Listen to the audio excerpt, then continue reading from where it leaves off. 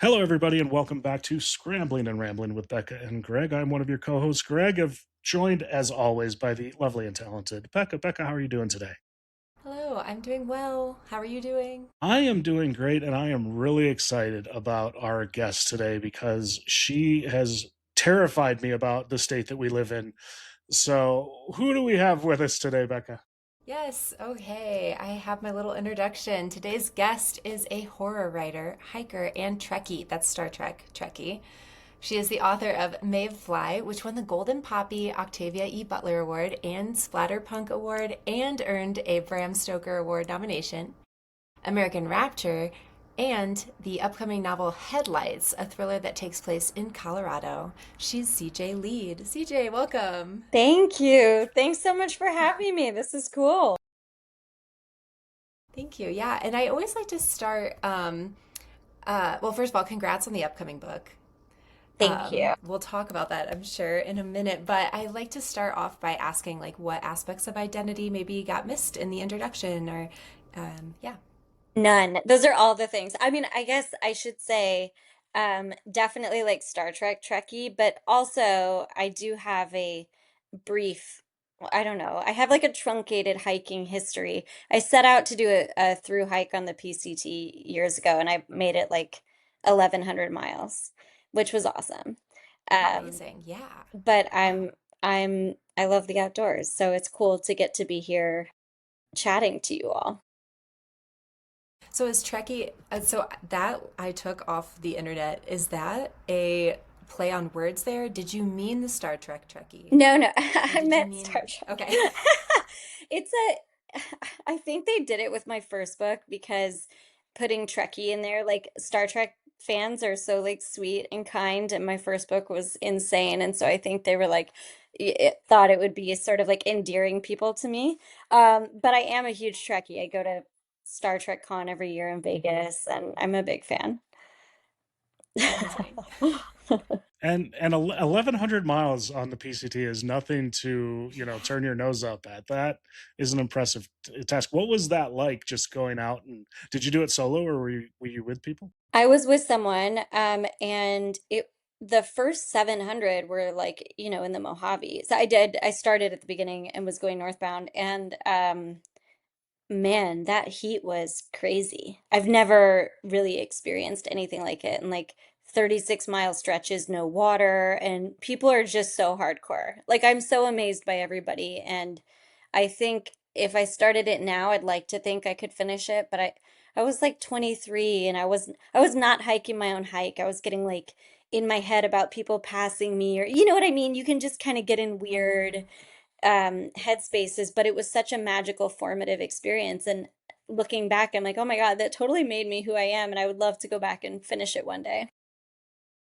Do you think you will? Yeah, I think so. Why Yeah. not? Amazing. Yeah. Where does that put you? Like when 1100-ish miles, where, I got off because, on the trail? as the crow flies, it's only really that far from Mexico to Canada, but the PCT is like 2,600. So uh, we got off around Mammoth, Red's Meadow, something like that. So maybe it wasn't even Mm-hmm. 11, maybe it was like 1,000. Maybe I'm like pushing it in my mind to make it a little longer. Somewhere around Well, there. unfortunately, at 1,000 miles, you don't qualify for the podcast anymore, so we're gonna have to kick you off. I mean, it's still an amazing feat to go out there and like it's just you and nature. Like there's no hiding at that point. It's you and it's a lot of dark nights, a lot of quiet time, and you were with somebody, but it's a lot of personal, physical, mental challenge. What was it the most for you? Was it the physical stuff? Was it the mental? Was it like what did you enjoy the most about I enjoyed the I enjoyed all of it. And I we would hike separately during the day.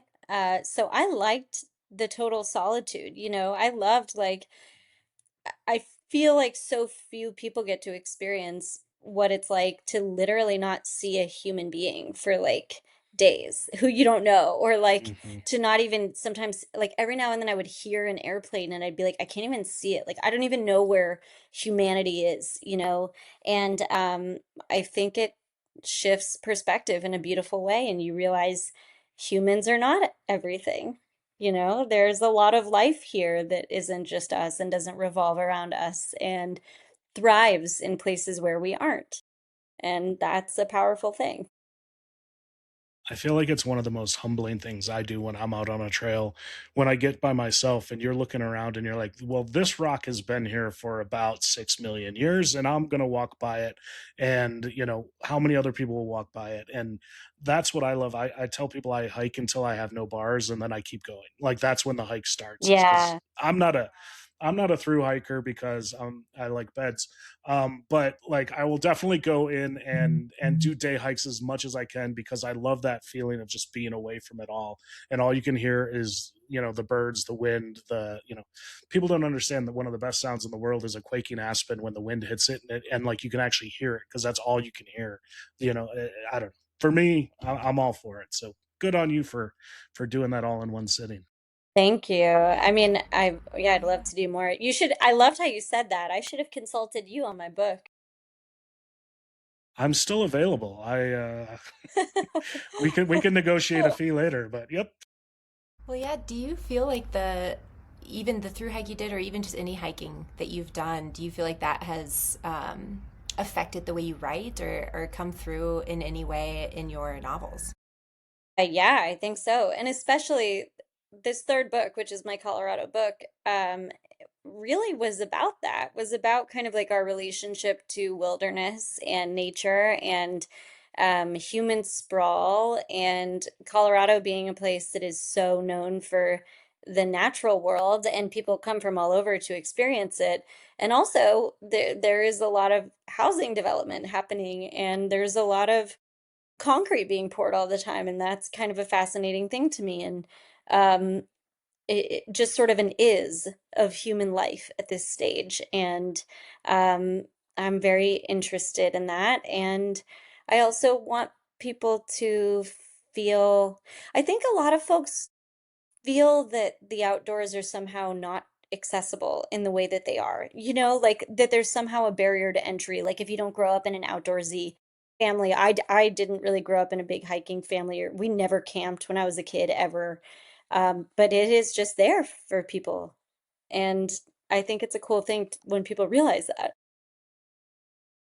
When I grew up in the Midwest, and when I moved out here for the first time, I was 30, 27, 30, somewhere in that range. And I would ask people, I'm like, I didn't know a soul in town. And I was just like, where do I go? And they're like, go to the mountains. Where in the mountains? Because in the Midwest, you go to a campground, you go to a very designated place. So there's not, all this open space. Like I didn't know what the term open space meant. And then you come out to Colorado and you can go thousands and thousands of acres and national forests, state parks, national parks, open spaces. There's just so much out here. And I think you're right. It does kind of get a little bit of, it's hard to, if you're not used to it, it feels like gets gatekept by people. Um, the book is not officially out while at the time of this recording. You have sent me a copy of it, and I'm a very slow reader. So we're going to do a no spoilers Okay, got edition of the it. podcast today because I can't spoil it for myself. But you did work in a ton of Colorado references. Um, how much of that is real? How much of it are places that people can actually recognize, and how much are places that are kind of just added to a little bit, and but it's a real place, but you've changed the name. Well, there's a lot of real places. Hmm. It will be spoilery if I tell you all of them. There, you're gonna I go know. to That's some why I'm places. trying to. Yeah, yeah, yeah. Yeah, a lot of Denver spots I love. The only made up places, I did a dive bar that I tried to make like the quintessential most Colorado like themed bar I could come up with. Called Mama Tried. And then yeah, what did you think? Did I That's my succeed? question. That's where I've been looking for that bar for since you gave me this copy because I'm like, where is like I've been to all these other places. Where is the bar? So okay, so that one was kind of Yeah, just a sorry. collaboration of all the bars. But Okay, maybe I someone will make it now. Maybe someone will feel inspired. Have at it, feel like we bar I feel like we people. should. Yeah. I mean, the three of us could go into it. Hey, there we go. Magic happens There here. we go, new bar. exactly. But the Well, Denver do you? Museum Oh, of Nature and Science, and I mean, there's all kinds of Red Rocks is in it. I always go to Red Rocks first thing when I'm in town and run the steps. There's tons. Highline Canal. Mhm. and do you mind just for our listeners, like giving a brief synopsis of Yeah. Headlights? So Yeah. yeah, I write horror novels. This is sort of a supernatural detective horror novel, and so it's a little dark, but folks are waking up on the side of the highway wearing the skin of someone they've never met, allegedly, and they have no memory of how they got there. And they've walked many miles in the night and they're naked, other than the skin, and they've got a human hair wrapped around their tongue.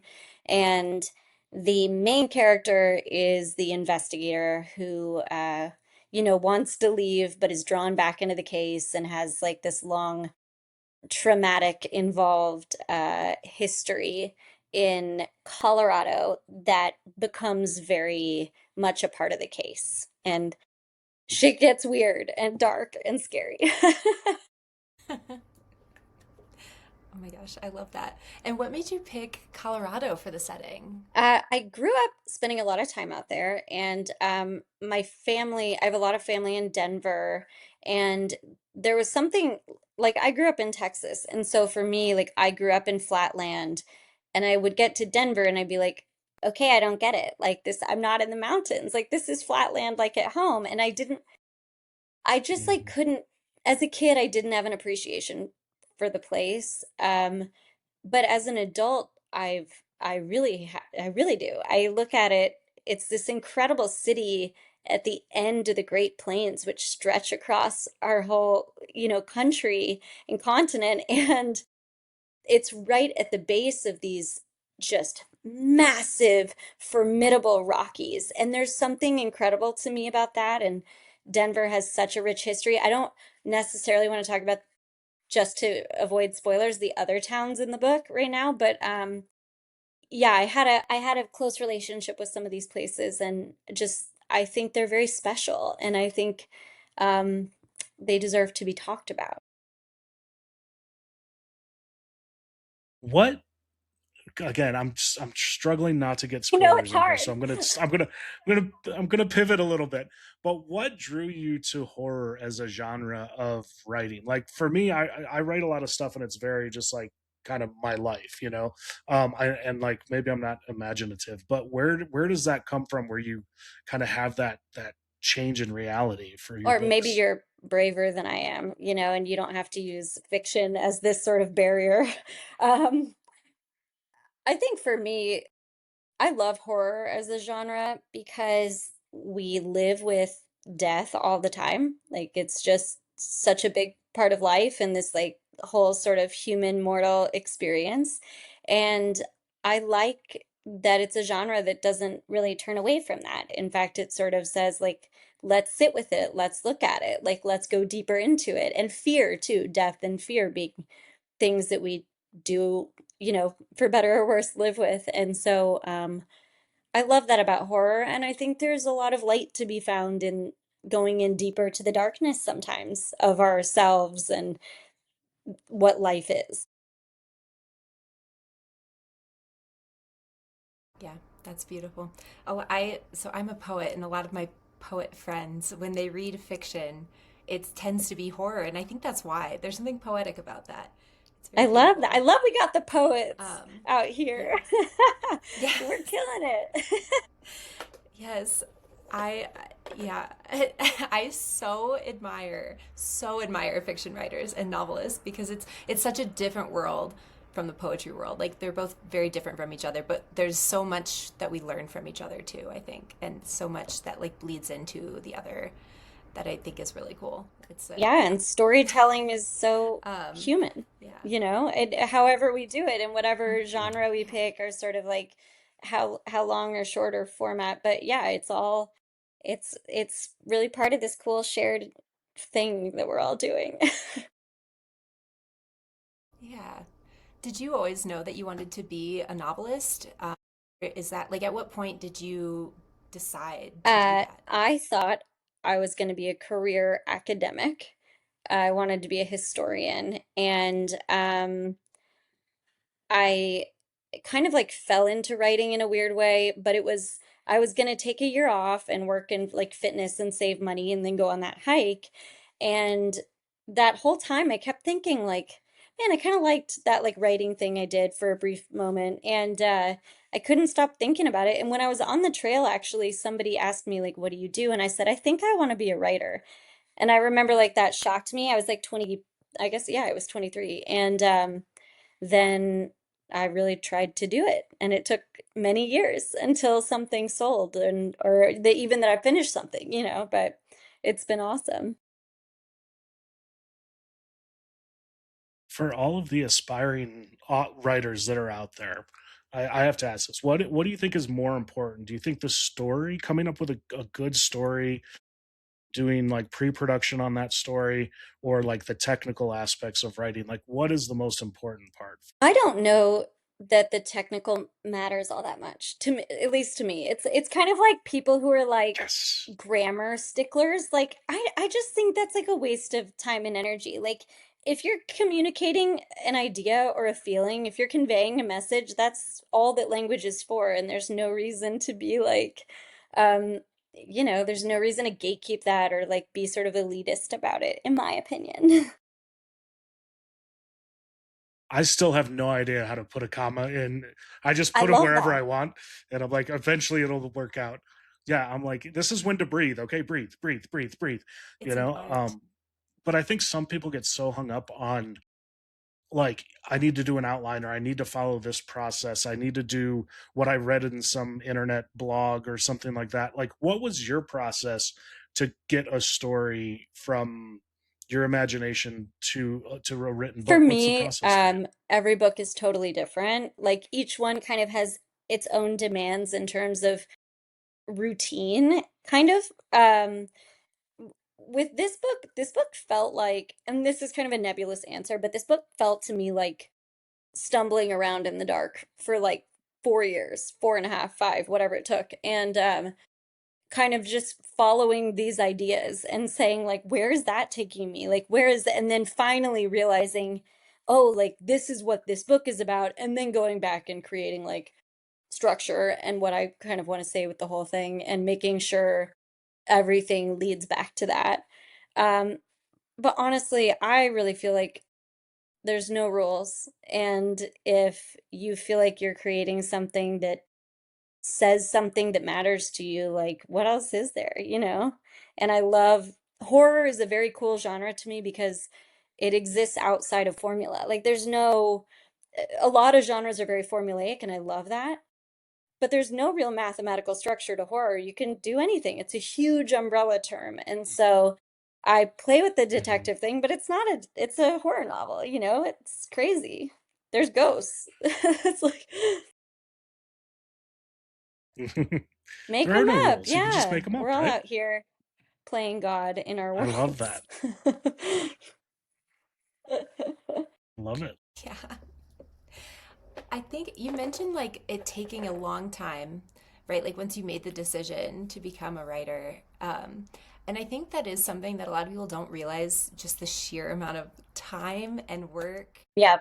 and luck and all kinds of things that go into making a book. What, like, particularly for a first book, I think. So, Hmm. like, your first one was Mayfly, correct? What was the timeline of like how long it took you to write? What was like finding an agent? Like all the steps of the So process. I wrote a What was book. that like? The book that came out second for me is called American Rapture, but I wrote an early version of that book 7 years before I sold Maeve. And I tried to sell American Rapture, the early version, everywhere. I got a million rejections. I couldn't even get an agent. And then same thing with another book I wrote in grad school. And I went to grad school. Nobody has to go to grad school to be a writer. That's like, it's totally not necessary. I loved it, but I just love school. So that unrelated. Um, but yeah, Maeve was the third book I'd written. And I'd been sending out books for 7 years. And I finally got one agent to say yes. And then I got a publisher to say yes. And I got very lucky. It was a moment in which folks were willing to take a chance on horror, and they kind of hadn't been before that. And especially like the female rage thing kind of just hit at the right moment. You just never know. And American Rapture, nobody would touch it before that, and then suddenly it was the right moment. So it's just, yeah, if people just keep at it, it'll happen. I really firmly believe that. You just got to keep at it. So I'm going to compare writing a book to my silly little 20-second social media posts. When I post something on social media, like you sit there and you wait. You're like, is this gonna go viral? Is this gonna go? Are people gonna watch this? And it's terrifying. And eventually, like one of your videos gets 20 million views, or at least for me. Like I had one get like 20 million views, and it's like that feeling is just amazing. So when you published Maeve, like I'm sure there was that moment of doubt of like, is this actually gonna sell? Are people gonna read it? But then you went viral. Like Maeve kind of went viral on TikTok, on Book Talk, didn't it? And how much did that change the way like the book Um, was looked at? Yeah, it was loud. It was like everybody had an opinion about Maeve, and they were not all positive, I will say. And first of Hmm. all, I should say I love your posts. I think you're spreading a lot of positivity in this world, and like getting folks outside and showing Thank us, you. what there is to appreciate. But yeah, it was crazy. It was I wasn't really prepared. It was great. I got And lucky, and as they say, like any buzz is good buzz, and there was a lot of good buzz too. Like it was a fun time. well, all of the videos I've done that have done the best are the ones Yeah. that people either loved or hated. Like it was kind of that in between but it gets people talking, and then like people want to form their own opinions. Well, on the internet they don't, but in real life people want to form their own opinions. So like I'm sure that helped people read the book. It got the book out there, and it let people know, they at least had a chance to go learn for themselves what it was all about, which is nice. Whether they then loved it or hated it, that's up to them to decide. But it's always interesting when you get that something in the middle that gets Yeah, and both people, it's both almost sides more talking. fun to have something On it. polarizing than something that doesn't elicit a reaction. Like it's nice to make people feel something with art. That's kind of the point. Especially with horror, if somebody doesn't have a Yeah. reaction from a book about horror, like a horror book, like you're not doing your job as an author. Very You want true. them to react in some way. Are you actively on Book Talk? I ask because I know a lot of in grad school that was something that was a message that was given, I think, to a lot of the fiction writers, that like how important it can be to begin Really? on That Book is so funny Talk. because I got no No. practical advice in my program. It was very like, let's look at sentences and not talk about actual publishing. Um, yeah, okay, so I only read the good reviews of my books. I only look at the 5 stars. But the thing with Book Talk and Bookstagram is that folks can tag you Yeah. in anything they want. And people, by the way, are savage with that. People will me in like 1 and 2 star reviews sometimes, and it's like, my God, I didn't need to know. Like, put it out, but I don't need to be tagged and alerted. Um, but yeah, but I'm also a reader. Like I love seeing what books people are talking about, and I love kind of seeing what's in the zeitgeist. But yeah, it's like that fine line. It's like you want to be involved, but also like don't want to get too caught up in it. Right. Well, it's like reading your own it's reading your own reviews. Like it's always a challenge. Like I've gotten death threats over because I said we should be nice to somebody or whatever. And then I have posts where people are like, I'll get a note that says, "You literally changed my life, and I started hiking because of I'm a plus size person. I started hiking because of you." So it's like for all of the bad, like when you get those good reviews, there's like that feeling of just like you've changed somebody's life, and that's kind of just an amazing feeling to me, and I'm Yeah, sure it is and to you as well. I'm so sorry you've gotten threats. That's so crazy. But but it is, I mean, creating a space that whatever. makes people feel welcome in any world is like the coolest thing anyone can be doing, you know?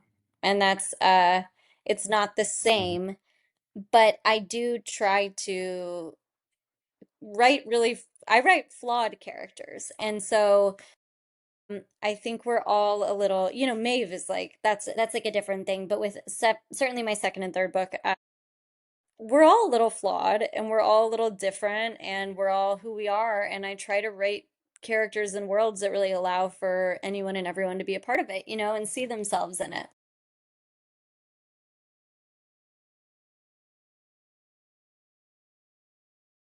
When you write these, do you have an imagined audience? Is there anyone that you've Uh, imagined yourself writing Frankly, for? my hope is like anyone and everyone. I really never want to limit my audience, and I hope that because I write like pretty different books each time, there's like always a little bit of something for everyone. But I don't know, this third one definitely was a bit for the outdoorsy folks, and it is like I don't even want to get spoilery again, but like it gets even more that way and is very much about indoors versus outdoors and wild life versus human life. So yeah, I'm happy to be talking to the outdoorsy folks. This is my dream with this one.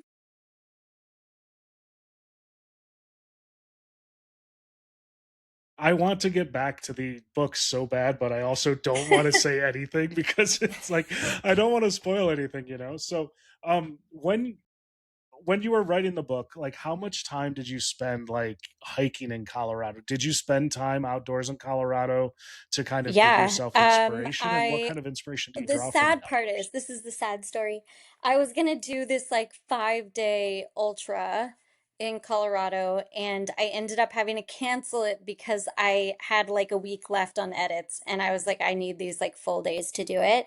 But what I ended up doing instead was just like chilling in these beautiful places and kind of like taking my laptop outside. And so, uh, in a way, the stillness was probably better than if I'd been running because it really, like, even you said, the sound of the aspen leaves, like there's so much sound. I went to the Wolf Center south of Denver. It was absolutely amazing.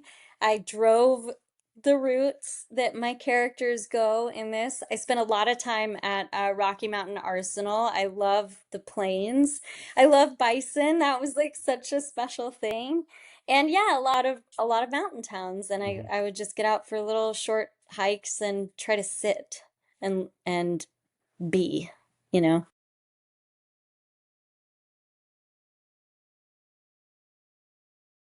Mhm. Do you have any favorite? Well, you mentioned Rocky Mountain Arsenal Park, right? You know what was That so were there other fun? places that were like Yeah, your I really want to standout go back to favorites in Leadville. Colorado, I really or places loved you want to it. return to? Do you hang out there? It was like really such a good time. Yes, Like so great. Leadville And is my that favorite place in saloon, oh Colorado. my I gosh. love Leadville. I don't get there enough. Mm. What do they? What's the thing they do up there? Like splorking or speed? Oh, Where What is it? No. I know this. It's skajorning, just cap skajorn, skijoring, skajorning. skijoring Have you with heard the of this? horses. So yeah, so you get on skis behind a horse, and the horse runs down Main Street, and somebody's behind it on skis, and they go over jumps, and they do a big festival every year. And this year there wasn't enough snow. I don't know if they canceled it or they've had to push it back. They still had it. Oh, so that's next time I'm you come to going. I'm Colorado, you need to sold. come I'm out to Leadville so for in that on this. festival because it's Thank amazing. you. It seems like there's like always something happening there too. Like there were like multiple events the weekend I went, and it just I don't know, there's so many cool places there. I also love uh Woody Creek. So like I love running on the Rio Grande Trail to Woody Creek Tavern from Aspen. That is like to me one of the dreamiest, because it's not that far. It's beautiful. You get that like very much like nature experience, but also like you end up at like a super cool place with lots of Hmm. like literary history.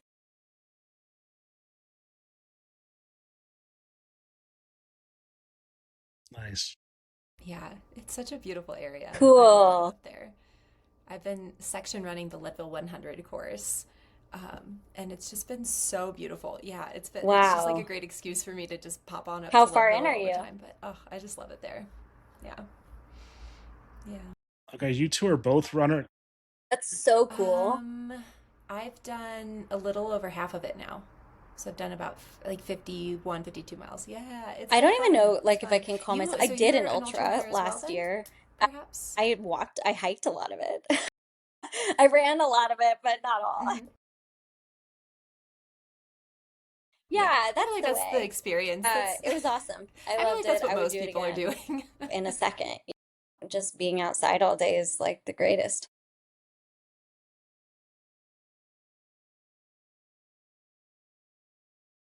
So for those of Anything us who longer than don't a know what an marathon. ultra is, Yeah. I'm guessing a Mine was marathon longer than a 33.3. marathon. Yeah, anything longer. But that's, but you could do like 100 or I don't know. People do more. People are crazy. What do, And good crazy, but People are they're yeah. Yes. what would you call like 1 mile? Because that's my goal. Is the 1 mile? Mile. That's just a mile. It's not It's a an Not just a I ultra. love mile. it. I It's a like to call it mile. an ultra mini. Can I do that? Sure. Why not? CJ, we've had we've asked you a lot of questions. I feel bad because we get to ask all the questions on this show, and I feel like we've asked you a lot of questions. So it's your turn to get back at us now Yeah. a little bit, Okay. Okay. if you want to. If Do you have any questions somebody is for me and visiting Becca? Colorado and has one day to do something outdoors, where are you sending them?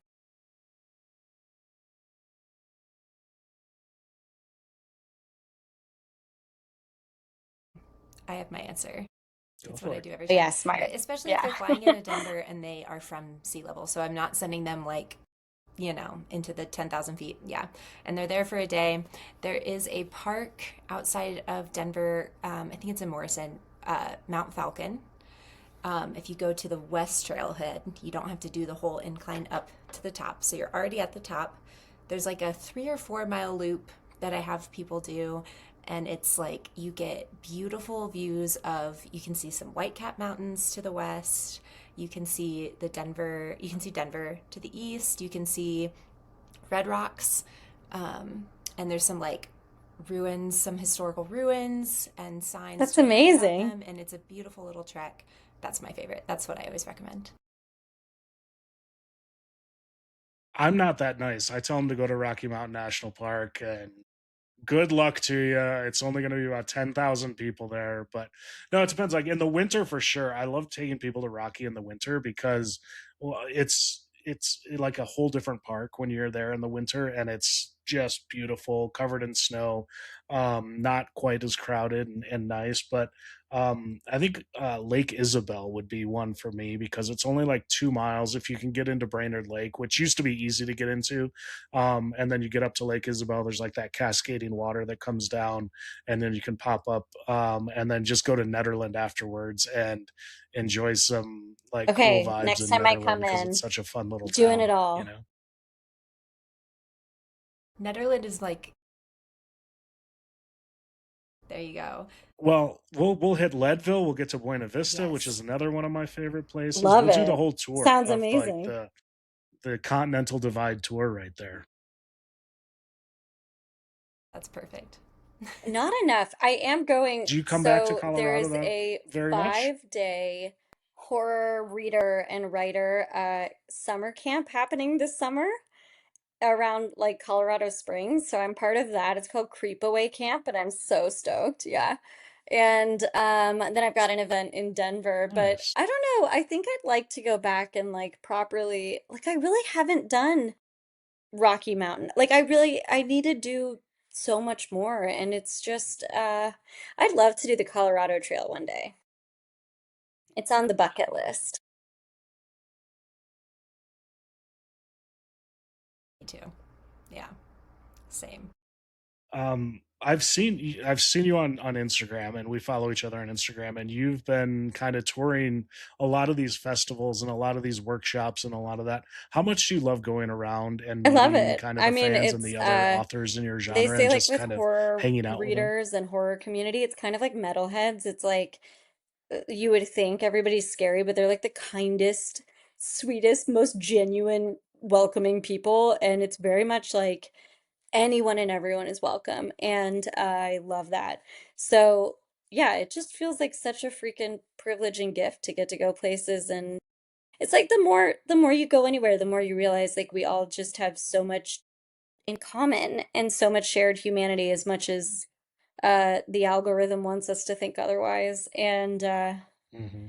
And I think it's good to like find connection where we can. And so I feel very lucky.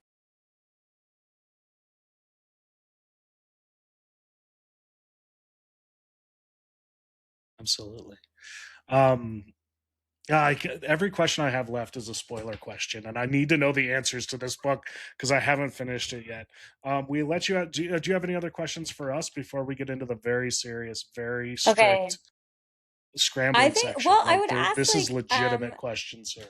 you Unless you both have any are other out questions. here like doing really cool stuff, creating like these really groovy spaces for folks to get to interact with the outdoors. Is there anything like you all like feel like people don't talk about enough or don't like, I don't know, like is there anything like that's often on your mind that you feel like doesn't get like discussed since we're here? Since I have this amount of time with you? Yeah, in the outdoors or like with In the creating, outdoor, like in art the in outdoors relation to the world. outdoors. Like it's an interesting thing, sort of like taking in this nature around us, but then also trying to create something then after we metabolize it? I don't know. Maybe I didn't, I'm not the question asker. I'm not the podcaster here. So clearly, So no, No, I I no, think I it's a could great question. I think it's a great question. I'm trying to think of my answer. Greg, do you have an answer? sure. I'll Sure. just make stuff up as I go. I Uh, know, I knew that you would. so I It'd buy think me some time. I think for me, like, and I don't know if this is going to answer that question because it was a terrible question, but no, I'm just kidding. So like for me, when I talk about the creative and being creative and coming up with different art when I'm outside, what it boils down to is getting to that point of silence. Like I'll walk, and I said this in one of my early ones. I'll hike until I've answered all the questions in my own head, and then it's cleared for me to be able to create something new. So like we all have doubts in life, we all have insecurities, we all have problems we're trying to solve on a given basis, and if you spend 4 hours on a hike, let's say, the first hour of it, like hopefully you can answer all those questions in your head. You can give yourself a chance to actually think deeply about it, and you can give yourself like a chance to calm your entire brain to the point of like now it's just a blank canvas, and now you can come up with the next story, the next article that you're going to write, the book that you're going to write, the poem that you're going to write. I've written a bunch of TV shows that I can't get sold because I can't find an agent either. Dude, I'm like younger CJ. But like it's just like that moment. Like I need to get to that moment of calm and that peace, and but it doesn't come just naturally from being in the woods. It comes from having these conversations and like kind of quieting everything in my head, because like it's hard to get mad at yourself. It's hard to be like anxious when you're out there and you're just listening to the wind blow through trees and the water trickle down the stream next to you. Like for me, it's just an all-encompassing just kind of like calm that comes over yeah. and Well, gives me that again, blank I canvas think to I, then I go don't even out know what and question I asked. I create. think I just Did wanted to that hear you answer the talk. So question? also, I think it's a, I love what you just said. And I think Mhm. if the horror readers Okay. come to this podcast as horror readers, I think that's really inspiring to make folks want to get outside and want to find that quiet, and then maybe come from that place to start creating. So I think that was beautiful and amazing.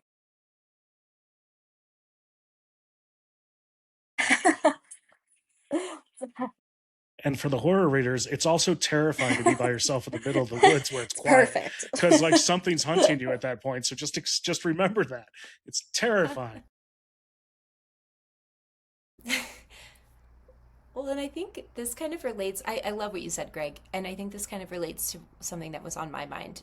Um, like when you asked that question, was I think sometimes both the like outdoors world and then like even just like the label of being an artist or artistic or creative, those can feel like I think sometimes people can feel like those are labels that don't apply to them. When in reality, I think both labels can apply to everybody. And I think like we all have a creative side. And I think we all have like an innate, what's the word? I don't know. Like we all are part of nature in our own way. I, we just are. And so I think all you have to really do is go outside and find a way to connect to the natural world and your own creativity. And I hope that that's what this podcast kind of helps people see. Like with every guest we've brought on, everyone brings their own relationship to the outdoors, their own relationship to creativity, and it looks different for everybody. And it doesn't have to be like a label that we fit into. It can just be part of Love who that. all of us No, I are. think And these are that's kind like of my that's both of I don't you know. and what That's you where my said. I brain feel like went these are like pretty with vital that question. ideas, and it's here for all of us, you know? Like it's just it exists and we can all tap into it if we decide to. So, wow. This is why everybody should listen to this podcast every single time. It's amazing.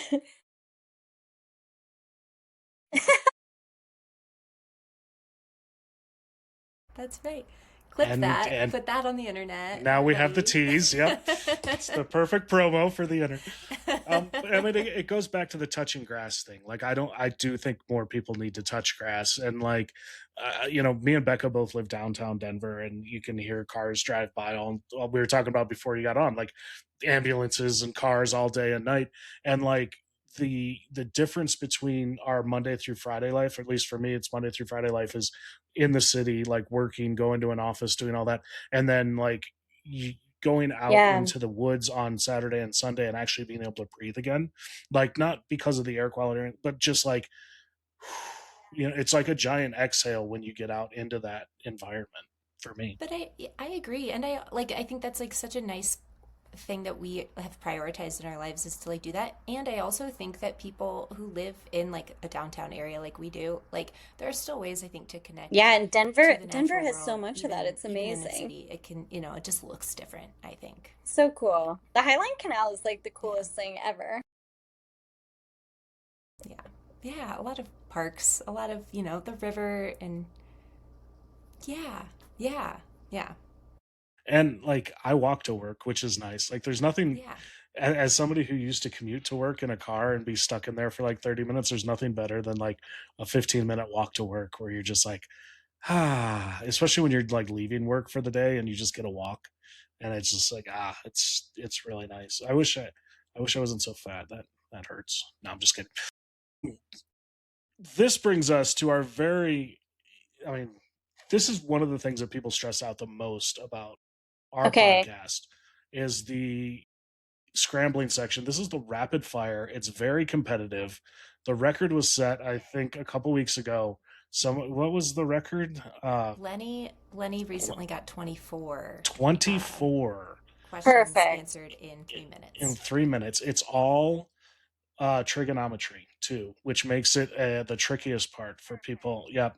As creatives, we Yeah, all I do might be the so well on the biggest math. overthinker who's Are ever you come ready, on here. CJ? So Because I let's see mean, if I can even do like this is a six. lot. Let's go. Ready as I'll ever be. We've had a lot of those, so A minimum. What we need to set a low bar too, because like anybody can hit the high bar, but it's real. It's Good, then I yeah, like might it's a win that's something real. true. today. It's a That's Okay. like to hit true. 5 would be just as impressive as hitting 23. I So agree. I'm ready. All right. Okay. I have my timer Pistachio. ready. Are you ready? All right. Sunrise. Favorite ice cream flavor? Elm. sunrise or sunset? Favorite tree? I'll never know that. Who won the national basketball championship last week? Nice. That's allowed. I don't. Oh, I actually know it's Michigan. Oh, It was You got Michigan. me. Okay. Silence of the Lambs. Favorite thriller, book or movie? Anything sour. Sour belts. Best road trip snack. Coyote witch yips. Best outdoor sound. I like fall. Like it. Best season to be outdoors. Uh, National park bathrooms. Worst outdoor smell. Road trip every time. Yes. Uh, road trip or fly to your destination. Adventure travel, to Yes, Ooh. love it. the chagrin of everyone around me. Adventure travel or beach vacation? Uh, Both. All. Yes. Day hike or through hike.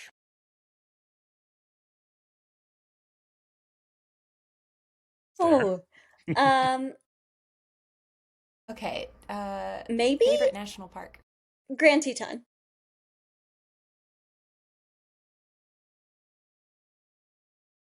Die? No, If you weren't an author, what I'd would you probably do? teach or yeah, I'd probably teach something.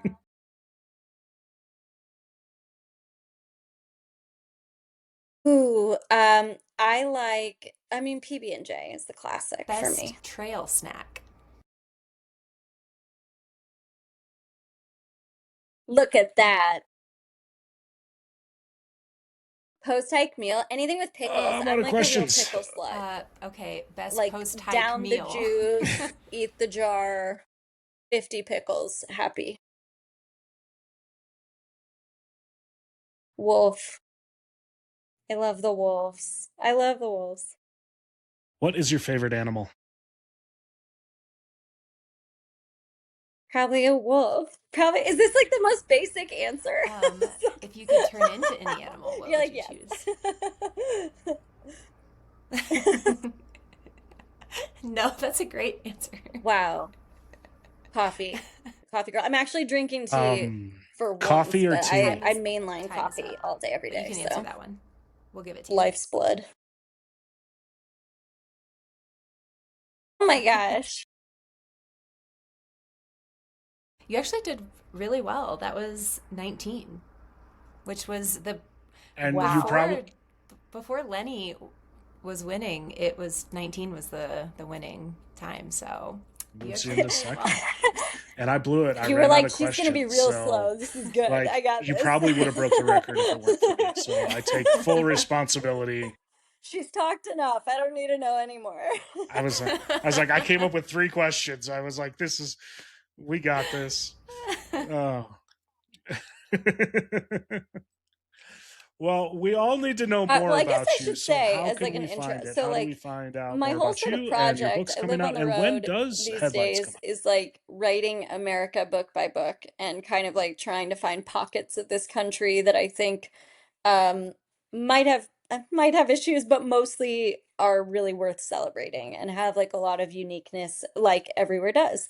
So yeah, my first book is LA, my second book is Wisconsin, very Midwestern, and my third book is Colorado, and I'm kind of keeping it rolling in that vein. So very Americana horror. And Headlights comes out June 9th. And I've got a big book tour coming, so folks can find me on the road all through June and July. And my Instagram's at Siege the Moment is the best place for like all that info, all the stuff, and also other stuff that you may or may not want, but I'm out there posting. See,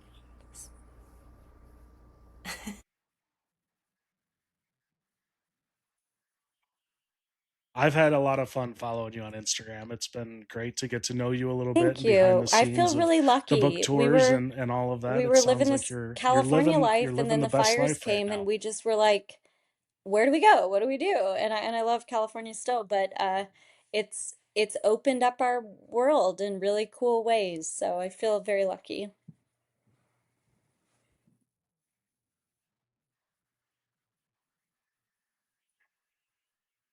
Yeah. The country is so like you go state by state and you get like different stories and different everything is it's so much the same and so much different all at the same time, and I love Thank being able to you. kind of Yeah, see and the they say differences and put like them all I together like saw that. this So it's online, so I'm amazing not that you taking get to do credit for that this, but on your I as you saw write a in your thing that was books. like So if you want to hate congratulations. America, watch the news, and if you want to love America, get in your car.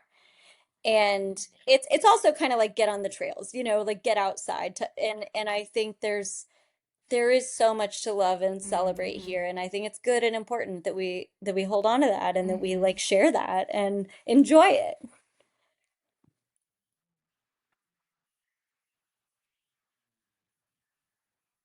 Thank you both. You're so awesome. Agreed. Agreed. Beautifully said. It's the Yes. best way to end it. CJ, thank you so much. Yeah, thank you. Thanks for joining us.